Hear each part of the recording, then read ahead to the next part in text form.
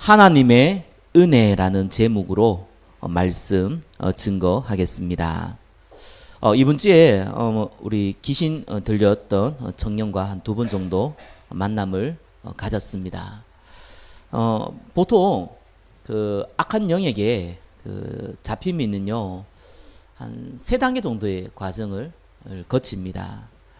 첫 번째는 본인이 감당하기 어려울 만큼 심각한 고통이 먼저 다가옵니다. 주로 어떤 현상이 드러나냐니까요. 대표적인 것이 무병 현상입니다. 병원 가도 변명이 없는데 몸이 아픈 거예요. 검사했을 때는 아무 이상이 없는데 자기 몸은 너무너무 아픈 현상을 우리는 무병 현상이라고 합니다. 그리고 환상으로 또 어떤 사람은 환청으로 고통을 당하죠. 다른 사람에게 안 들리는 게 들리는 거예요. 다른 사람이 보이지 않는 이 악한 영, 귀신이 실제로 자기 눈에는 이제 보이는 겁니다. 또 어떤 사람은 매일 심각한 가위 눌림, 가위 눌림을 한두 번 당하는 게 아니라 눈 감을 때마다 매일. 그리고 또 어떤 사람은 매일 악몽으로 자기가 죽는 꿈을 계속 꾸는 겁니다. 이러니 사실상 일상생활이 안 되는 거예요. 학업, 직장생활, 사업 사실 할 수가 없죠. 가족이나 주변 사람들에게 이런 사정을 얘기하면은 이제 미친 사람 취급 받습니다. 그러다가 이제 본인은 굉장히 두렵고 이제 스트레스 때문에 고통이 이만저만이 아니죠. 제가 만난 청년은 이제 환청 가운데 시달리는 친구였습니다. 이것이 조금 심해지면요, 이제 두 번째 현상이 들어옵니다. 주로 무당이 되는 케이스가 나타나는 현상이에요. 정신과 마음이 잡히는데 어떻게 잡히냐니까 예지몽을 꾸고 예언을 하게 돼요. 주변 사람들에게 자기 가족이나 친구한테 자기도 모르게 그 사람의 미래에 대해서 아니면 그 사람의 가족에 대한 미래에 대해서 말을 내뱉어 버려요. 그러니까 이제 당황스럽죠. 좋은 얘기를 내뱉는 게 아니거든요. 또 이제 꿈을 꾸고 이런 거 꿈을 꾸니까 이게 내 친구의 엄마가 어떻게 될 거다 이게 본 거예요. 근데 좋은 현상을 보는 게 아니고 꼭 나쁜 현상을 봅니다. 무슨 사고가 난다거나 누가 죽는다거나 이런 이제 현상을 이제 자기도 모르게 말하고 꿈도 꾸고 그러죠. 그걸 이제 내뱉으니까 상대가 너무 황당하잖아요. 그런데 이제 그게 하루 이틀 지나니까 맞거든요. 그러면 와, 너 대단하다 이렇게 안 나옵니다. 왜냐하면 좋은 얘기를 한 게 아니잖아요. 굉장히 악한 얘기를 했기 때문에 이게 이 사람이 두려운 거예요. 이 사람이 이상하게 이제 보기 시작하는 겁니다. 물론 이런 현상이 오기 전에 어떤 사람은 이제 정신질환으로 가버립니다. 그래서 이제 정신병원에 완전히 이제 가다져 버리는 그런 일이 이제 벌어지죠. 제가 만난 청년은 이 두 번째 현상은 아직 안 왔더라고요. 그러고 이제 세 번째 현상이 오거든요. 영적으로 이제 완전히 딱 잡히는 이제 상태가 됩니다. 사실 두 번째 현상까지만 오면은 도와주기 힘듭니다. 근데 이제 세 번째 현상 가면 이제 거의 사실 불가능하죠. 하나님 특별한 은혜가 아니면은 만나기도 힘들어요. 어떤 일이 벌어지냐면은 공수 현상이 벌어집니다. 공수란 말은 무슨 말이냐면은 말문이 트인다 그러고 기도문이 트인다 그럽니다. 자기 이제 기독교로 보면 우리 방언이죠. 귀신이 주는 방언을 막 하기 시작합니다. 근데 갑자기 터져요. 그러니까 이제 자기도 모르게 기도 안 하면 안 되는 상황까지 이제 가버린 거예요. 이러면서 주로 무당이 되죠. 근데 이런 과정이요 한 1년 안에 급속도로 탁 나빠지는 경우도 있습니다. 또 반대로 한 10년, 20년 끌면서 서서히 되는 사람도 있습니다. 그래서 보통 첫 번째 현상, 이제 무병이라든지 환청이라든지 환상이라든지 심각한 가위 눌림이나 매일 악몽이나 이런 걸 꾸게 되면요, 주로 찾아가는 곳이 정신병원에 많이 찾아갑니다. 이렇게 정신 문제 많은 사람들 가다 놓는 그 정신병원 말고요, 그죠? 정신 클리닉을 받죠. 또 심리 상담 이런 걸 좀 찾아가게 됩니다. 근데 주로 병원에서는요, 그 약을 줍니다. 아직까지 현대 기술로는 정신 문제를 돕는 약은 없거든요. 그 약들이 이제 주로 이제 수면제 플러스, 그다음에 이제 이 마약 성분이 좀 들어가 있는 신경 안정제 이런 걸 줘요. 그러니까 이제 사람이 몽롱해지죠. 그러면 이제 심각하게 막 자기가 뭐 한청도 들리고 막 가해도 누르고 이러는데 이 고통이 조금 덜해지는 거예요. 이제 사람이 이제 멍해지니까요. 이러면서 이제 심각하게 막 자기가 막 발작을 한다거나 이런 걸 막 막아주는 도움은 됩니다. 제가 만난 그 청년도 그 신경 안정제를 먹고 있더라고요. 그러면서 본인이 알거든요. 내가 미치지 않았다는 게 본인을 알아요. 내가 안 미쳤는데 내가 왜 이럴까? 본인이 안다니까요. 그래서 그 다음에 찾는 곳이 있습니다. 그게 어딥니까? 그게 이제 무속인이나 종교인들 다 다녀요. 불교, 뭐 천주교 많이 갑니다. 무당도 많이 찾아갑니다. 뭐 기독교도 많이 옵니다. 의외로 교회도 많이 찾아오거든요. 근데 이 복음 가진 사람, 예수 그리스도에 대해서 정확하게 설명할 수 있는 사람을 만나면은 괜찮은데, 이 이제 복음이 약한 사람, 막 기도로 도와주겠다 이런 사람 만나면요, 좀 더 큰 문제 벌어져요. 마태복음 12장 43절 45절, 자기보다 자기에게 들렸던 귀신보다 더 악한 7귀신 데리고 들어오거든요. 그래 이 친구도요, 우리 교회에서 도움을 좀 받으라 그러니까 자기 거리가 멀다고 하더라고요. 그래가지고 어머니가 불신자인데 뭐 이제 친구 중에 교인이 있는가 봐요. 그 교회에 이제 가기로 했더라고요. 그런데 이제 가서 뭐 아니나 다를까. 제가 이제 미리 만나갖고 이 친구 복음도 전하고 예수님 영접하고 그랬는데 실제로는 제 느낌에는 이 친구가 예수님을 영접했다는 생각은 안 들더라고요. 너무 급하고 막 당장 낫고 싶고 막 고통스러우니까 뭐가 시키면 시키는 대로 하는데 사실은 예수님 믿어지고 이런 건 아니죠. 그래서 내가 좀 이 시간이 좀 걸리겠다 싶어가지고 그랬는데 아닌 다를까 이 친구가 이제 그쪽으로 간 거예요. 가가지고 이제 뻔하거든요. 여러분 귀신을 쫓아낼 때는요 반드시 복음 전해야 됩니다. 막 기도하고 때리고 이런 거 하면 큰일 나요.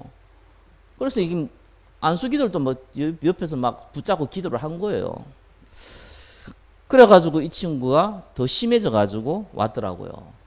이 친구 표현이에요. 자기가 지금 5마리 귀신이 들어왔는데 그 안수기도 받고 나서 2마리가 더 붙었다는 거예요. 그 친구의 표현입니다. 그래서 내가 뭐 맞을 거다라는 생각이 들더라고요. 왜 그렇겠습니까? 악한 이 복음이 안 들어간 상태에서 이 악한 귀신이 들어오기 더 좋게끔 막 기도하게 되는 거거든요. 구원받은 자가 기도하는 겁니다, 여러분. 불신자의 기도는요 귀신을 불러 모으는 짓을 하는 거예요. 그게 어떤 기도 형태든지 간에요. 교회에서 하든지 천주교에서 하든지. 왜요? 구원은 교회 와서 받는 게 아닙니다. 구원은 교회에 있든지 어디 있든지 예수가 그리스도인 사실을 알고 구원받는 거예요. 구원은 철저히 개인적인 거거든요. 물론 교회 통해서 복음을 많이 증거하게 되죠. 근데 이 친구는 복음을 안 받은 상태이니까 당연히 이제 더 악한 귀신이 붙을 수밖에 없죠. 많이 심해졌더라고. 한 이틀 사이에 많이 심해졌더라고요. 참 가지 말라고 했는데 끝까지 가가지고 이제 그런 일이 벌어졌더라고요. 그래서 또 뭐 복음 전했어요. 계속 이제 몇 번 안 만났지만 복음 전하고 영접하고 또 제가 이제 구원의 길 녹음시킨 거 그 파일 줘서 매일 들으라 그러고 기도문도 알려주고 성경을 다 적어주고 카톡으로도 보내고 문서로도 주고 쉽게 할 수 있도록 도와줬어요. 근데 이제 조금 걱정이 되더라고요. 왜냐하면 이 친구가 받아들이지를 못해요. 너무 힘드니까 너무 어려우니까 시키는 대로 뭔가 이렇게 하면 될 것 같아가지고 하는데 사실상 안 믿어지는 거죠. 이게 참 하나님의 은혜거든요. 이 시간표가 있는데 이게 안 믿어지는 거예요. 그래도 계속 이렇게 복음을 듣고 하면요 하나님이 딱 시간표를 줘요. 정확하게 이 친구가 예수님을 영접할 수 있는 그 시간이 오거든요. 악한 영이 딱 잡고 있기 때문에 사실은 혼미해서 안 들려요. 근데 여기 꺾이는 시간표가 오는데, 예, 그래서 가능한 이렇게 자주 만나서 도와줘야 되는데, 안타까운 거는 뭐 어머니가 불신자잖아요. 어머니가 같이 와가지고 예수님 영접했지만서도 뭐 예, 웃으면서 영접해 주더라고요. 그러니까 이제 안 믿는 거죠. 엄마가 일단 방해를 해요. 두 번째는 이 본인이 이제 어느 정도 이제 진행이 많이 돼가지고 이게 의지가 너무너무 약해진 거예요. 그래서 이제 도와주고 싶어도 뭐 찾아오지 않으니까 이제 도와주기가 힘들죠. 찾아와 달라고 얘기도 안 하니까 또 도와주기도 힘듭니다. 뭐 그런 상황에 좀 있더라고요. 사실 영적으로 어려움 당하고 귀신 들리고 이런 상황은요, 사실은 이게 치유받기가 쉽습니다. 어떤 면에서는요, 정확하게 복음을 받아들이고, 그리고 내가 구원받은 하나님의 자녀라는 확신을 딱 가지고 기도하기 시작하면요, 사실은 금방 끊기거든요. 근데 그게 안 돼요. 그걸 도와줘야 되는데, 거기 이제 어떤 면에서는 참 하나님의 역사예요. 우리가 해줄 수 있는 거는 어떻게든 간에 이 친구가 복음을 듣고 할 수 있는 여건과 환경을 자꾸 만들어주는 건데, 그게 이제 여의치가 않단 말이에요. 참 문제는요, 이 어마어마하게 본인이 고통당하면서도요, 이걸 못 받아들여요. 참 보면서, 저는 참 이 주위 사람들이 조금만 도와주면 되는데, 이거 안 되지요. 본인 고통스러운데 이걸 또 받아들이지도 못하지요. 저는 그때마다 항상 생각나는 말씀이 있습니다. 그게 오늘 저와 여러분 읽었던 말씀입니다. 에베소서 2장 8절에서 9절 말씀이거든요. 너희가 그 은혜에 의하여 믿음으로 말미암아 구원을 받았으니, 전도할 때마다 느끼는 것도 항상 에베소서 2장 8절 9절이에요. 너희가 그 은혜로 의하여 믿음으로 말미암아. 어떤 사람은요, 복음 전하면 충분히 들어요. 그리고 본인도 이해해요. 인정도 해요. 하나님 있다는 것도 인정하고, 귀신과 사단이 있다는 것도 인정하고, 내가 얘기한 것도 충분히 받아들이고, 그런데도 예수님을 영접 안 해요. 나중에 한번 생각해 보겠다는 거예요. 참 안타깝더라고요. 어떤 사람은요, 복음을 전해보면은 내가 별로 설명도 안 했어요. 그리고 듣는 입장에서도 별로 이해도 한 것도 없어요. 내가 볼 때에는. 그런데 영접하겠다는 거예요. 그런데 내가 하나님 믿고 싶다는 거예요. 이렇게 달려드는 사람도 있습니다. 이 구원이라는 것이 정말로 하나님의 은혜구나. 저와 여러분들이 구원받는 것이 정말로 하나님의 은혜입니다. 그냥 우리가 예수 믿고 뭐 어렸을 때 교회 다녔으니까, 아니면 어느 날 뭐 내가 복음 들었는데 예수 믿었지 이런 생각 많이 합니다. 그렇지 않습니다. 여러분 믿은 게 아닙니다. 하나님이 그 은혜로 말미암아 은혜를 주셨어요. 예. 어떤 은혜입니까? 믿음을 가질 수 있는 은혜입니다. 그래서 우리가 예수 그리스도를 믿음으로 구원을 받은 겁니다. 왜 우리가 믿어서 구원받을 수 없습니까? 왜 하나님의 은혜가 필요합니까? 저와 여러분 잘 기억하셔야 돼요. 에베소서 오늘 읽었던 본문 앞에 2장 1절에는요, 허물과 죄로 죽었다 나옵니다. 죽음은 세 가지가 있습니다. 영적 죽음, 육신의 죽음, 영원한 죽음이 있어요. 영적인 죽음이 뭡니까? 하나님을 알지 못하는 거예요. 하나님을 만날 수 없는 거예요. 여러분이 배가 고파면 가게 가가지고 돈을 주고 물건을 살 수 있잖아요. 여러분이 하나님 만나고 싶어서 하나님 만날 수는 없거든요. 그건 안 되는 거예요. 여러분이 원해서 할 수 있는 것도 있지만 여러분이 원한다고 해서 할 수 없는 게 있습니다. 특별히 하나님은 만날 수가 없어요. 우리가 만나고 싶어서 만날 수 있다면 그건 하나님이 아니죠. 그렇죠? 하나님은 본인이 자신을 드러내야만 만날 수 있는 거예요. 영적으로 우리는 하나님과 원수되었다고 나와 있어요. 그러니까 만날 수가 없죠. 그죠? 그러니까 우리는 영적으로 죽은 상태인 거예요. 절대로 하나님은 만날 수 없습니다. 또 하나님은 알지도 모릅니다. 들어도 이 흑암의 근세가, 이 사단의 세력이 혼미케 해서 하나님 말씀을 못 듣도록 합니다. 그래서 저와 여러분에게 필요한 게 뭡니까? 하나님의 은혜입니다. 그래서 저와 여러분들이 구원받았거든요. 그래서 여러분 불신자를 잘 봐야 됩니다. 구원받지 않는 자들을 잘 봐야 돼요. 그들의 상태와 여러분의 상태를 잘 봐야 됩니다. 여러분 신앙생활 할 때 이게 참 비밀이거든요. 1번 한번 보겠습니다. 불신자의 영적 상태예요. 좀 전에 얘기했듯이 불신자는요 영적으로 죽었습니다.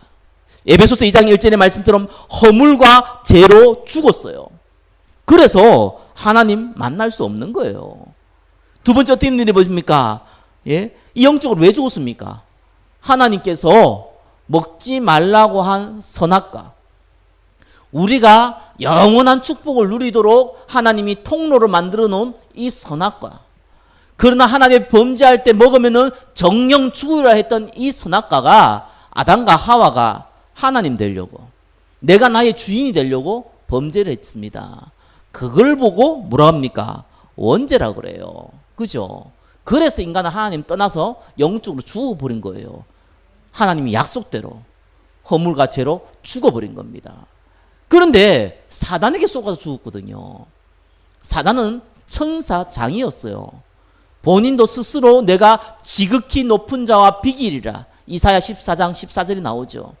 그래가지고 자기가 하나님 되려고 교만해서 타락한 것이 그게 사단이에요. 사단이 인간에게 찾아와가지고 한 얘기가 네가 이것을 먹으면 네 눈이 밝아서 하나님처럼 된다고 했거든요. 그래서 이걸 먹자마자 인간은 영적으로 중립적인 존재가 될 수 없어요. 바로 마귀의 종이 되어버린 겁니다. 그게 1번에 2번이에요. 그래서 모든 불신자는 마귀의 종이 되어졌어요. 그래서 오늘 에베소서 2장 8절 9절 읽었는데 그 앞에 2절 3절에는 이렇게 나와 있습니다. 이 세상 풍조를 따르고. 여러분 이 세상 풍조가 뭡니까? 창세기 3장에 인간이 하나님 떠난 거잖아요. 그래서 내 마음대로 살겠다는 거예요. 내가 주인이 되어서 나의 주인이 되어서 내가 인생을 개척하고 내가 인생을 만들어 가겠다는 거예요. 우리는 어릴 때 그런 얘기 들으면 그게 좋은 거라 배웠어요. 내 인생은 내 거야. 내가 내 인생을 개척해 나가는 거야. 나는 그게 좋은 거라 배웠습니다. 그게 사단이 우리에게 줬던 거라는 걸 내가 몰랐어요. 그게 세상 풍조입니다. 하나님께서 이 인간의 타락한 이후에 이 창세기 6장 보니까 노아 사건 나오죠. 전 세계가 네피림이 되었다고 성경은 나와 있습니다. 네피림이라는 것은 위에서 아래로 떨어졌다는 얘기거든요. 귀신, 악령, 사단을 얘기합니다. 여기에 완전히 잡혀버린 상태, 완전히 물질의 노예가 되어져버린 그 상태거든요. 그래서 오늘날도 똑같아요. 아담과 하와가 타락했을 때 이후다 지금이나 똑같습니다. 돈이면 다 된다는 거예요. 모든 걸 물질 중심으로, 모든 걸 내 육신의 중심으로 살아가게 만들어요. 그래서 인간이 이 성공 중심, 돈 중심, 물질 중심으로 돼버린 걸 보고 세상 풍조라 그럽니다. 그래서요 에베소서 2장 2절에 3절에 말씀대로 육체의 욕심을 따라 지내며 육체와 마음이 원하는 것을 하여 이렇게 나옵니다. 저와 여러분들이요 이게 욕심 생기죠. 아이 욕심 없는 사람 어디 있어? 맞는 말입니다, 그죠? 근데 그 욕심이 아니라니까요. 내가 나의 주인이 되어서 내가 성공하고 내가 잘 먹고 잘 사고 내가 모든 걸 빼앗고 남이야 죽든지 말든지 이런 욕심, 그 욕심을 보고 우리는 세상 풍조라고 그럽니다.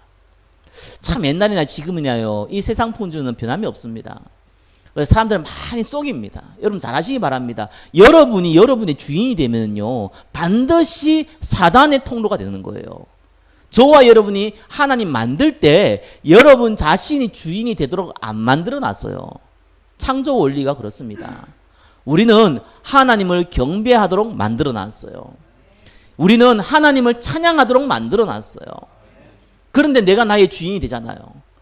그걸 보고 사단이요 우리가 우리의 욕심을 가지고 사는 걸 사단이 원하는 바거든요. 그걸 통해서 우상 숭배하게 만들어요. 그래서 돌에 나무에 절하 만들어요. 모든 사람이 좋아하는 돈 싫어하는 사람이 어디 있어요? 그러나 그게 우상이 돼버렸어요. 만몬신이라 그러죠. 그렇게 살도록 만듭니다. 그래서요 이 사단이요 언제든지 우리가 주인 되도록. 여러분 템플스테이에서 뭘 가르칩니까? 불교에서 뭐라 가르쳐요? 네가 돌을 닦으면 하나님이 된다는 거예요. 네가 우주의 주인이 되고 부처가 된다는 거거든요. 그게 사단이 우리에게 준 거예요. 여러분, 명상, 기운도 뭘 가르칩니까? 네 안에 무한한 잠재력이 있다. 네가 그래서 우주의 중심이 되고 세상의 중심이 되는 것이다. 그것만 깨달으면 된다. 이래 가르칩니다. 꼭 맞는 것 같습니다. 꼭 대단한 것 같아요. 그래, 우리에는 잠재의식이 있지. 우리에는 무의식이 있지. 어디서 우리는 뭐 과학적으로 배웠잖아요. 그러니까 뭐 잠재의식, 무의식 이런 거 배웠잖아요. 그러니까 뭔가 우리에게 영적인 부분인데 이 영적인 걸 모르니까 뭔가 우리가 깨달으면은 세상이 중심이 되고 우주의 중심이 된다고 생각을 하는 거예요. 그게 이 아담과 하와가 타락했을 때나 지금이나 똑같습니다. 그래서 이 세상 풍조를 따라서 육체와 욕심을 따라 육체와 마음이 원하는 것을 하여 공중건세 잡은 자를 따랐으니 곧 불순종의 아들들 가운데 역사하는 영이라. 공중건세 잡은 자, 불순종 아들 가운데 역사하는 영, 귀신을 얘기합니다. 악령을 얘기해요. 나는 욕심대로 살았는데, 나는 나를 위해서 살았는데 알고 보니 사단에게 잡혀 있는 거예요. 알고 보니 우상 숭배하고 있는 거예요. 그를 불신자의 영적인 상태예요. 그 원인이 선악과와 말미암은 1번에 3번 뭡니까? 원죄예요.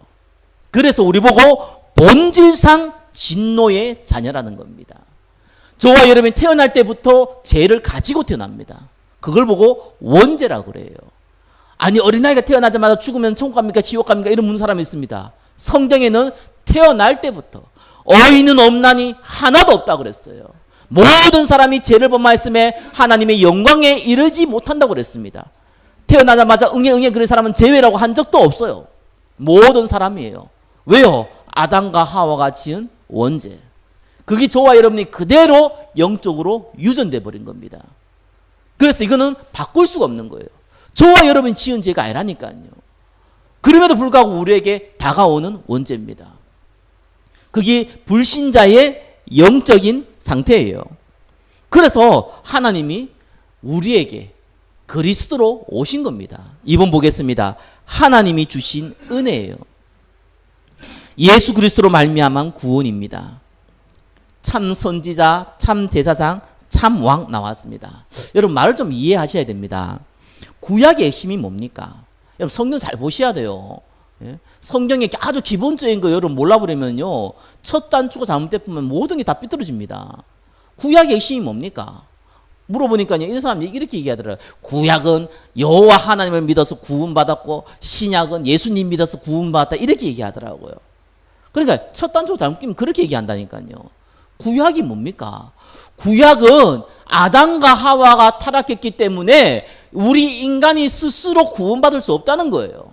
모두 지옥 가기 때문에 메시아를 보내겠다는 거예요. 그게 구약의 핵심이에요. 아니, 그러면 구약에 있는 사람들은 어떻게 구원받았어요? 성경에 나와 있잖아요. 예? 오실 메시아. 다윗이 오실 메시아를 바라보고 구원받은 겁니다. 우리 때에 오지 않았지만 앞으로 우리 인류를 위해서 인간의 몸을 입고 오실 메시아, 그분이 오겠다는 거예요. 그걸 믿음으로 구원받은 거예요. 신약 어떻게 구원받습니까? 오신 예수 그리스도. 그렇죠? 오신 메시아가 누굽니까? 본디오 빌라도를 통해서 십자가에 죽으신 그 예수. 그걸 통해서 구원받는 겁니다. 그래서 저와 여러분들이요, 이 구약의 핵심은요, 오실 메시아예요. 왜 메시아가 필요합니까? 잘 알잖아요. 제 아래 빠져버렸어요.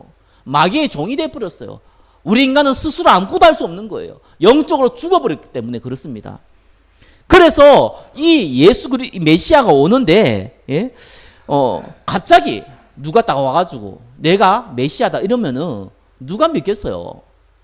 하나님은요, 질서의 하나님이세요. 하나님은 우리에게 말씀을 주시고 말씀을 성취하시는 언약의 하나님이세요. 그래서 하나님이요, 그냥 오겠다고 하는 게 아니에요. 예, 반드시 누구를 통해서 오느냐? 바로 아담의 후손 중에 셋의 후손을 통해서 오겠다고 했습니다. 이 셋의 후손이 이 누굽니까? 노아예요. 그 노아의 아들이 누구예요? 셈, 함, 야벳이 있는데 누굴 통해서 온다 그랬어요? 셈을 통해서 온다 그랬어요. 그 셈의 직속 후손이 누구예요? 쭉 내려가면 아브라함입니다. 그죠? 그 아브라함의 그 언약을 잡고 대를 이었던 사람이 누굽니까? 그게 다윗이에요. 그래가지고 결국은 그 다윗의 그 후손 가운데 예수 그리스도가 오시는 거예요. 그래서 이 다윗의 후손이 아니면은 메시아가 될 수 없어요. 그래서 저 신천지 뭐 하나님 교회 뭐 자기가 재림 주님 무슨 자기가 성령인지 헛소리 하는데 일단 성경의 그 기본적인 원리부터 틀렸어요. 재밌는 건 성경 들고 얘기한다는 사실. 성경을 몰라버리면요, 아주 이렇게 기본적인 거 몰라버리면요, 거기에 흔없든다니까요. 왜요? 기적을 행하니까요. 왜요? 그들 통해 가지고 막 이 여러 가지 뭐 병든 자도 낫고, 이 뭐 고통당한 자가 낫고 막 이러니까요. 그거 착각해 버린다니까요. 얼마든지 귀신 들린 자도 그렇게 할 수 있습니다. 그러면서 어디에서 오냐는 거예요. 그게 바로 가나안 땅에서 온다는 겁니다. 그 가나안 땅 중에서 베들레헴이라는 곳에서 온다고 나와 있는 거예요. 그래서 이 가나안이라는 게 굉장히 중요한 거예요. 지금 팔레스타인 그 지역, 이스라엘 있는 그 지역이죠. 예? 그래서 아브라함을 갈대아 우르에서 불러내서 가나안 가라고 한 겁니다. 이스라엘 백성이 이집트에 노예가 되어 있는데 모세를 통해서 출애굽하면서 가나안 가라고 한 거예요. 그래서 가나안이 중요한 거예요. 한국 중에 자기가 하나님이라고 얘기하는 사람이 36명이라고 그러는데 절대로 메시아가 될 수 없어요. 일단은 한국 땅에 태어나면 안 돼요. 아시겠죠? 한국 사람 중에는 메시아가 나올 수가 없어요. 하나님이 미리 말씀을 통해서 얘기를 하신 겁니다. 근데 이 메시아가 어떻게 오냐는 거예요. 그리고 이 메시아가 어떻게 살다가 어떻게 죽냐는 거예요. 그것이 수많은 선지자, 다윗이나 모세를 또 비롯해서 수많은 선지자를 통해서 하나님이 이 예언을 구약 성경에 적어 놓은 거예요. 구체적으로 적어 놓은 것만 한 200가지, 아니 300가지. 그리고 비유적으로 표현한 것만 한 2000가지라고 합니다. 다 안 찾아봤어요. 그런데 성경에 쫙 나오거든요. 그게 뭡니까? 대표적인 뭐 베들레헴에서 태어난다. 나사렛에서 자란다. 그죠? 죽을 때 뼈가 꺾이지 않는다. 죽고 나서도 부자의 묘실에 장사된다. 죽을 때 옷이 찢기지 않고 제비 뽑기 된다. 이런 얘기들입니다. 그것이 구약 얘기에 쭉 예언한 겁니다. 나무에 달려 죽는다. 그분이 부활하신다. 이 얘기가 쭉 나오는 거예요. 그래서 그 중에 핵심이 뭡니까? 나무에 달려 죽는 거거든요. 부활하시는 거예요. 십자가에 죽으시고 부활한 거예요. 그죠? 그런데 십자가에서 죽으시고 부활하면서 뭘 완성시켰냐는 거예요. 무슨 문제를 해결했냐는 거예요. 그걸 어떻게 하나님 또 알려줬습니까? 이스라엘이 가지고 있는 제도를 통해서 알려줬어요. 이스라엘을 통치할 때 지금처럼 대통령이 통치하는 시대가 아니었어요. 이스라엘을 통치할 때 세 종류의 사람이 통치를 하게 돼 있어요. 다른 나라는 왕밖에 없어요. 근데 이 나라는 세 종류의 사람을 세워가지고 통치를 해요. 그 종류의 사람이 뭡니까? 선지자, 제사장, 왕이에요. 요 세 종류의 사람을 통해서 하나님이 이스라엘을 통치한 거예요. 그래서 이 메시아라는 뜻이요, 기름 부음 받았다는 뜻입니다. 그게 히브리어거든요. 그게 헬라어로 그리스도라는 단어예요. 같은 말이에요. 메시아나 그리스도나 같은 말이에요. 하나는 히브리어고 하나는 헬라어예요. 뜻이 뭐냐? 기름 부음 받았다는 거예요. 그래서 기름을 부은데 왜 기름 부음 받았습니까? 그걸 이스라엘 제도를 통해서 알려주고 한 거예요.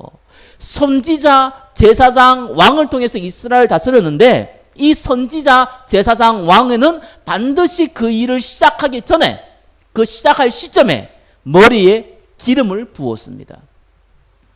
올리브 기름 부었어요. 그것도 묻더라고. 참기름 부었는지 들기름 부었는지. 별로 중요한 거 아닌데 기름을 부음 받았어요. 그럼 선지자가 하는 일이 중요하잖아요. 우리는 하나님을 눈으로 볼 수가 없는 거예요. 그래서 하나님이요, 성경을 주셨어요. 이 성경을 누굴 통해서 했습니까? 선지자 통해서. 그죠? 그러니까 이 선지자가 하나님을 간접적으로 만나는 역할을 한 거예요. 그래서 하나님 말씀을 통해서 우리가 하나님을 만나는 거예요. 눈으로 봐서 직접 대화해서 만나는 게 아니라 선지자를 통해서 주신 그것을 말씀으로 기록해서 만나게끔 했거든요. 그게 선지자의 역할이에요. 왜 메시아가 오는데 그 메시아가 무슨 일을 합니까? 그 이분이 그리스도인데 무슨 일을 합니까? 우리가 하나님 만날 수 없도록 영적으로 죽었잖아요. 근데 그분을 만나면은 영원히 하나님을 만날 수 있다는 거예요. 그 의미거든요. 내가 곧 길이요 진리요 생명이니 나로 말미암지 않고는 하나님께 올 자가 없다 그랬습니다. 여러분 기도할 때 마지막에 뭐라고 기도합니까? 예수 그리스도 이름으로 기도합니다. 왜요? 그 이름이 하나님과 통하는 연결고리라는 거예요. 제사장을 세웠어요. 우리가 죄를 지을 때, 이스라엘 사람들이 죄를 지을 때, 그것도 자범죄예요. 지을 때 그 죄를 내가 하나님께 용서를 받으려면 반드시 짐승을 끌고 가야 됩니다. 그래서 그 짐승이 내가 지은 죄 대신에 대신 죽는 거예요. 그게 제사장이 하는 일이거든요. 그러나 양이나 염소에 목을 쳐서 피를 뿌려가지고 하나님께 예배드리는 겁니다. 그것이 무슨 의미를 얘기합니까? 저와 여러분이 그렇게 많이 들었던 죄 문제, 하나님 떠난 원죄 문제, 우리가 살았던 오면서 지은 자범죄 문제, 예수님께서 십자가에서 죄 없으신 예수님이 십자가에서 죽으심으로 우리를 위하여 하나님에 대한 자기의 사랑을 확증하셨느니라. 그래서 우리 죄 문제를 끝냈다는 거예요. 제사장을 통해서 죄 문제를 해결했듯이 예수 그리스도를 통해서 십자가와 죽으심과 부활을 통해서 우리의 모든 죄를 끝내버렸다는 겁니다. 과거와 현재와 미래까지 끝내버렸다는 거예요. 그래서 이 그리스도라는 의미가 죄 문제를 해결했다는 뜻을 갖고 있어요. 또 왕을 다 세웠습니다. 이 왕이 하는 일이 뭡니까? 이스라엘 백성을 다스리는 일이에요.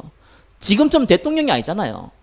대통령이나 우리나 같은 시민인데 그 사람에게 권력만 더 줬을 뿐이잖아요. 그래서 모든 권력은 국민에게서 나온다? 뭐 헌법 1장에 뭐 나오잖아요. 그죠? 왕은 그런 개념이 아니에요. 왕은 백성을 소유하는 개념이에요. 그게 구약시대의 왕이라는 개념이에요. 그러니까 이 왕이 어떤 역할을 합니까? 통치하고 다스리는 역할을 하는 거예요.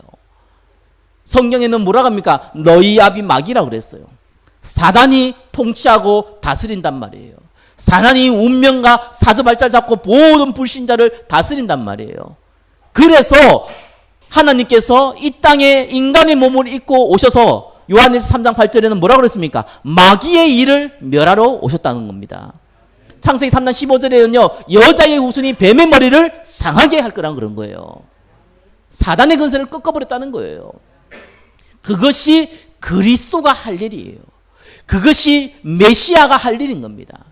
그 메시아, 그 그리스도가 누굽니까? 2000년 전에 십자가에서 죽으신 본디오 빌라도에게 고난을 받으신 그 역사적으로 로마에서 파송되었던 이 유대인의 총독 본디오 빌라도를 통해서 십자가에 죽음 당하신 그 예수, 그분을 우리가 믿는 겁니다. 그래서 그 예수 그리스도로 말미암아 구원받은 거예요. 그런데 이 구원이 어떻게 임합니까? 영접하는 자, 곧 그 이름을 믿는 자에게는 하나님의 자녀가 된다 그랬어요. 그게 이번 얘기예요. 그런데 이 영접할 때에 하나님의 은혜가 임해야 된다는 거예요. 오늘 읽었던 말씀, 하나님의 은혜가 임해야 된다는 사실입니다. 그래서 저와 여러분들이요, 정말 감사하시기 바랍니다. 구원 받아야겠다 이런 생각 갖고 있는 것 자체가 은혜예요. 어떤 사람이 그러더라고요. 난 구원의 확신이 있니 없니 이런 얘기 하더라고요. 나 혹시 구원 안 받았을 거 아닌가 이런 고민 하더라고요. 그래서 내가 그랬어요. 너 구원 받았다고. 왜요? 여러분요, 구원 안 받은 사람은요, 내가 구원 받았는지 안 받았는지 관심 없습니다. 정말로 신기해요. 그런 거 왜 묻냐, 기분 나쁘게. 이런 식이에요. 정말이에요. 관심 없어요. 아하. 그리고 구원 안 받은 사람은 관심이 없구나. 정말 고린도서 12장 3절 성령으로 말미암지 않고는 예수를 주라 할 수 없구나. 그죠? 정말 이 악한 영으로 한 자들이요, 예수를 저주하셨다고 얘기하지, 구원받은 사람은요, 예수를 저주할 자라고 얘기할 수가 없어요. 공산당이 내려와가지고 저 깡패가 와가지고 여러분 목에다가 저 IS가 와가지고 여러분 목에다 칼을 내놓고 예수를 부인하면 살려준다 이렇게 얘기할 때 여러분 부인하면 어떻게 됩니까? 괜찮아요. 가짜로 한 거기 때문에. 그죠? 가짜로 했잖아요. 뭐 충성심이 없어도 아무튼 가짜로 했기 때문에 그거와 구원하고 상관없어요. 그런데 진짜로 여러분 중심에 예수를 저주할 자다. 이런 고백이 나옵니까 혹시? 영접하시기 바랍니다. 근데요 그렇게 나오질 않아요. 구원받은 자는요 예수님이 주라십니다. 그래서 고통 당해보면 좀 알아요. 정말 신기합니다. 구원받은 자는요 고통당하면요 하나님께 매달려요. 정말 신기하죠. 근데 구원 안 받은 자는요 어려움 당하면요 믿어보기 별거 없네 이럽니다. 야 이게 일이 다르더라고요. 정말 부모가 아이를요 혼내면은요 그 아이가 엄마 품에 안겨버려요. 똑같은 원리요. 나무 아이 때려보십시오. 도망갑니다. 겁이 나서 못 도망갈 수도 있어도 째려보고 속으로 욕하고 그럽니다. 힘만 세면 널 가만히 둔다 이럽니다. 그게 그럴 수밖에 없어요. 영적은 더더욱 그럴 수밖에 없어요. 저와 여러분이요 은혜로 구원받았다니까요. 얼마나 감사합니까? 그러면서요 그냥 한 게 아니에요. 이번에 3번인데 여러분 은혜로 구원받을 때 성경은요 자랑치 못하게 하라고 그랬거든요. 여러분 자랑할 거 아무것도 없습니다. 내가 예수를 얼마나 믿었는지 천만의 말씀요 하나님의 은혜로 그죠?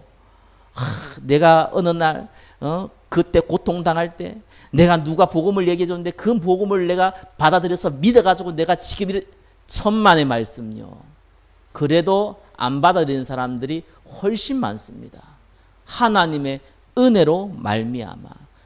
그래서 성경은요 이 구원의 축복을요 너의 행위가 좀 들어갔다. 네가 하나님도 믿어야 되지만 니도 노력해야 되지 않느냐 이게 들어갔다. 바울이 뭐라 그랬습니까? 저주받을 자라. 그죠? 갈라디아서 1장에 얘기했던 게 그 얘기입니다. 저주받을 자라. 절대로 구원은요 여러분의 행위가 들어가지 않습니다. 여러분의 수고가 들어가지 않습니다. 여러분의 노력이 들어가지 않습니다. 어린아이에게 밥을 다 만들어서 이유식을 만들어갖고 딱 숟가락에 펴가지고 탁 집어넣었어요. 입에다가. 그래서 입 안 벌려가 입 억지로 벌려가 탁 집어넣었어요. 그 아이가 얘기합니다. 내가 이걸 먹기 위해 수고했다고. 입 벌렸지 않느냐. 얼마나 힘들었는 줄 아냐. 이러면서 벌리는 게 얼마나 힘든 줄 알아? 이렇게 얘기한 거고 똑같아요. 우리의 수고가 들어가지 않은 거예요. 하나님의 은혜입니다. 근데 여러분 죽을 때 구원받을 수 있습니다. 그죠? 하나님의 은혜이기 때문에요. 근데 지금 저와 여러분이 구원받았잖아요. 그죠? 이게 다른 이유가 있다니까요. 그게 이번에 3번이에요. 하나님이 예비하신 선한 일. 2장 10절에 뭐라고 나옵니까? 우리는 그가 만드신 바라 그리스도 예수 안에서 선한 일을 위하여 지으심을 받은 자니 이 일은 하나님이 전에 예비하사 우리로 그 가운데서 행하게 하려 하심이라. 예수 안에서 선한 일을 위하여. 여러분 성경 볼 때 항상 잘 봐야 되는 것 중에 하나가 뭐냐면요 선한 일, 착한 일. 그죠? 이걸 잘 봐야 돼요. 여러분 저 인도 가가지고요 인사할 때 악수할 때 왼손 내밀면은 칼 맞습니다. 아시죠? 오른손으로 내밀어야 돼요. 왜요? 왼손은 볼일 볼 때 닦는 손이에요. 오른손은 밥 먹는 손이거든요. 그죠? 한국에서 왼손 내밀었다고 해서 뺨 맞지 않습니다.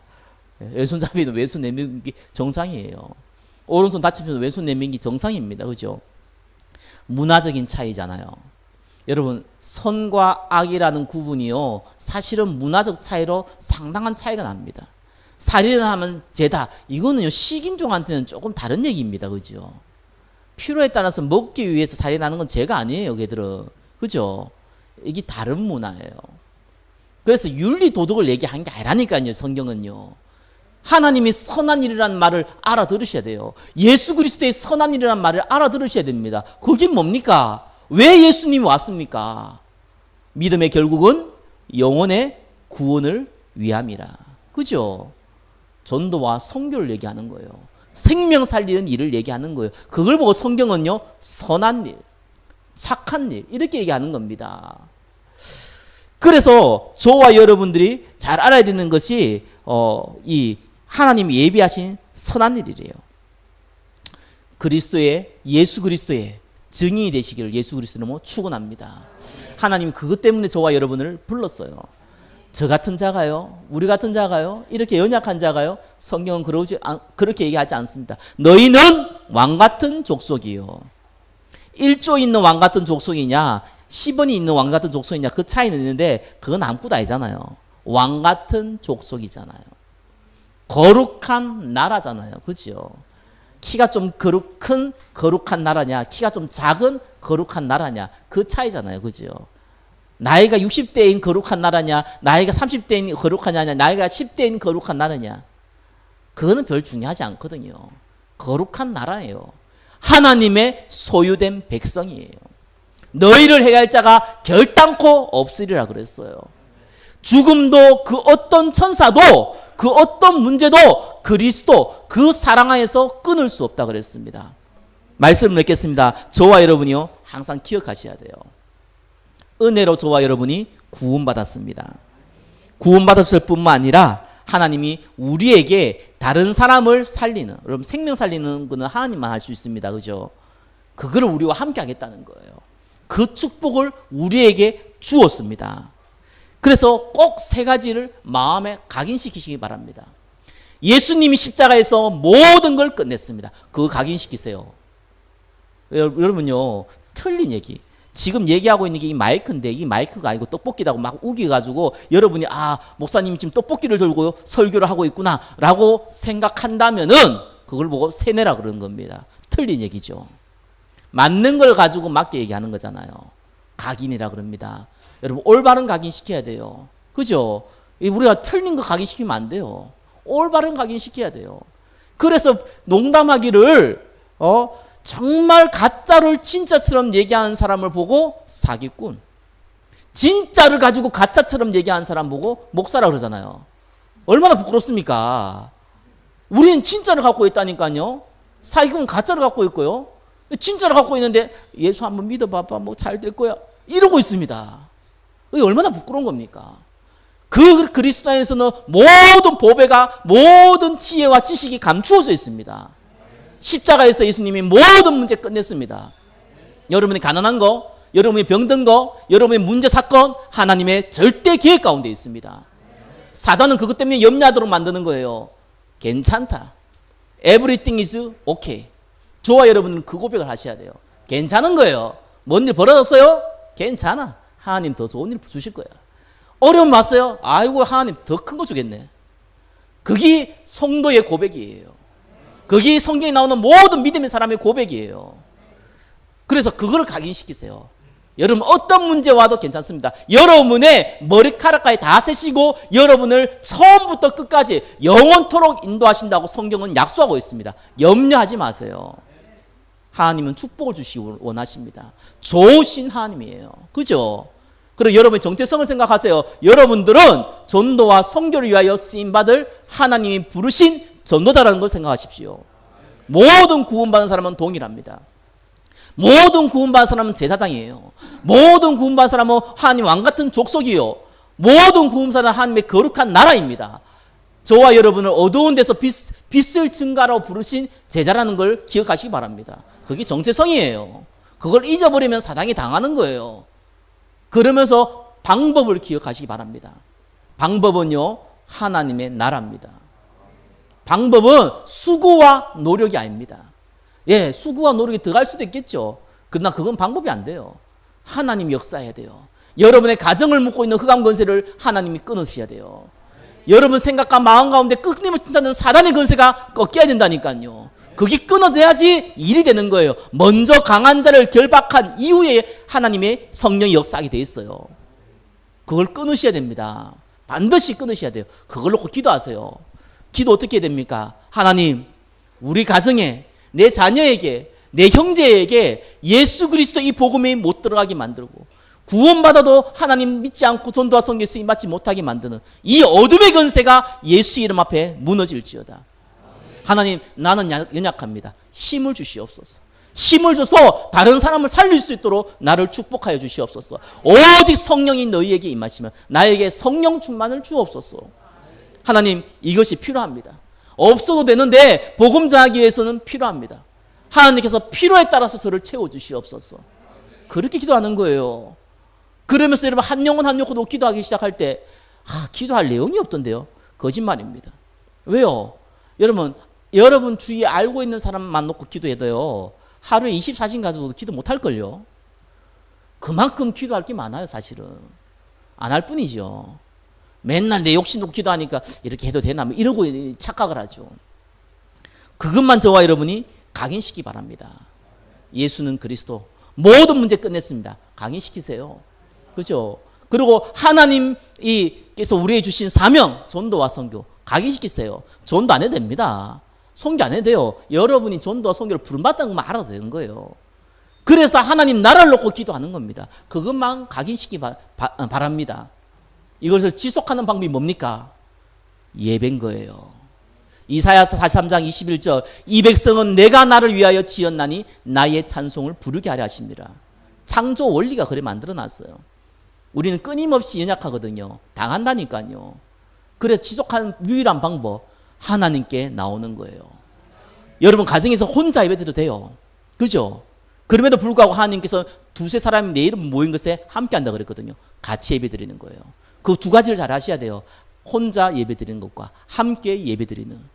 그래서 한 주간 하나님이 우리에게 은혜를 주신 이 구원을 가지고 하나님과 예배의 비밀, 전도의 비밀 가운데 인도받으시기를 예수 그리스도 이름으로 축원합니다. 기도하겠습니다. 은혜를 주시고 인도하심을 감사합니다. 한 주간 복음 증가하는 전도자의 인생이 될 수 있도록 축복하여 주옵소서. 예수 그리스도 이름으로 기도드립니다. 아멘.